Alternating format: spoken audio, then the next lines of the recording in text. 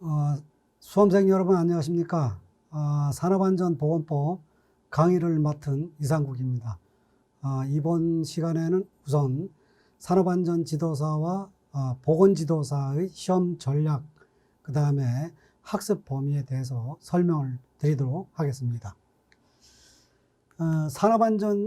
보건지도사의 산업안전보건법의 학습 범위는 총선에 해당하는 산업안전보건법의 적용, 그 다음에 예방정책 등등 이렇게 쭉 단락별로 구분할 수 있습니다. 제가 파란색으로 이렇게 표시한 부분은 자주 출제가 되는 분야라고 생각해서 파란색으로 표시를 했습니다.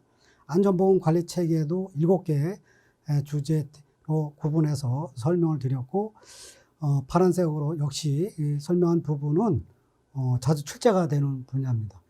여러분들이 산업안전 지도사, 보건지도사, 약칭해서 지도사라고 하겠습니다. 지도사의 그 시험을 어떻게 하는 게 가장 효과적일까요? 산업안전보건법은 약 한 2,400개 이상의 법조문으로 구성되어 있어서 굉장히 방대한 시험 범위를 가지고 있습니다.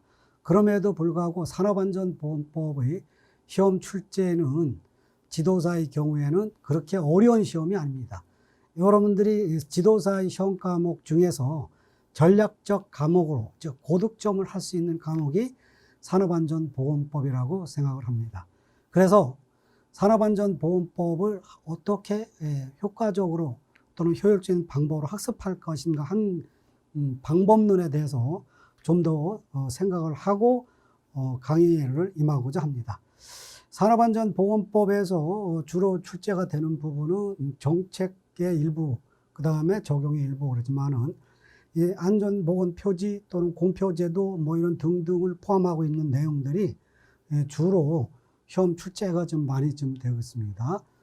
그래서 법조문 위주로 학습을 해도 약 한 40점 이상은 합격을 하리라고 봅니다. 40점 이상 득점을 하지만은 실제로 60점 이상 합격을 해야 되죠. 그러나 다른 과목에서 고득점을 하지 못하면은 과락에 의해서 불합격하는 경우가 많아서 기업 진단 지도와 더불어서 산업안전보건법은 필수적으로 공부를 해야 된다고 봅니다. 그 유해위험 방지 계획서는 방지 조치는 위험성 평가가 가장 출제 범위가 많이 되고 있습니다. 그 다음에 작업 중 직권에서 한두 문제 정도 이렇게 좀 나오고요. 고객응대 근로자에서도 한 문제 정도 출제가 되고 있습니다. 그 산업안전보건관리, 안전보건 교육 분야에서는 매년 2문제 정도 출제가 되고 있습니다.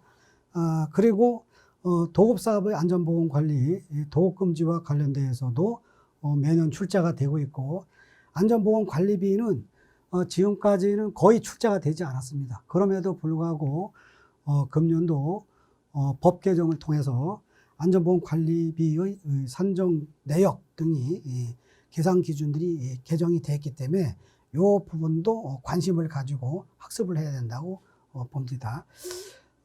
출제 빈도가 보건관리에서 가장 많은 분야가 방호조치 안전인증, 안전검사입니다. 그래서 방호조치 안전인증, 안전검사는 함께 세트로 묶어가지고 학습을 하고 비교해서 학습을 해야 되지 않나, 뭐 이런 생각을 합니다. 작업환경 관리에서는 신규 화학물질이 출제가 지금 되고 있고요. 신규 화학물질은 이제 한 문제 정도 출제가 되고 있고, 물질안전보건 자료는 매년 출제가 되고 있습니다.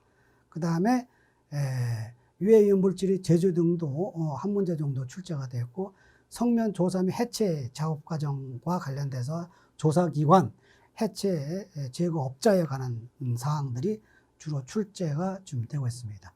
작업 환경의 측정도 이것도 매년 한 문제 정도, 그 다음에 안전보건 진단, 건강 진단 및 안전보건 관리, 이 부분은 매년 출제가 되고 있기 때문에 집중적으로 공부를 할 필요가 있다고 봅니다. 근로금지와 취업 제한도 마찬가지 근로금지와 취업금지도 뭐 한 문제 내지 두 문제 정도가 출제가 되고 있습니다. 마지막으로 유해염 방지계획서부터 안전지도사까지 있는데 공정안전보고서 이것도 출제가 되고 있고요.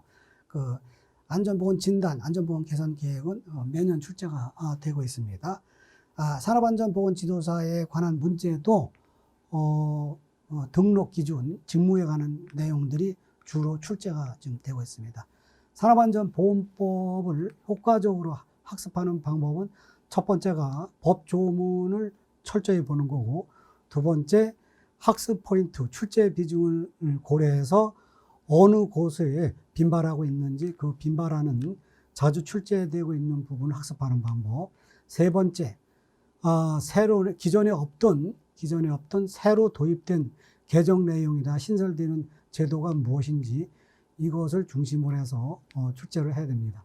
산업안전보건법의 특성은 문장은 어렵지 않으나 혼란을 일으키기 쉽게, 예를 들면 수치를 변경한다든가 단어를 서로 직무 범위를 혼합해서 출제하는 등 이런 식으로 혼란을 야기시키는 패턴으로 출제가 되고 있는 점에 유의하시기 바랍니다. 지금까지 학습 방법에 대해서 설명을 드렸습니다. 감사합니다.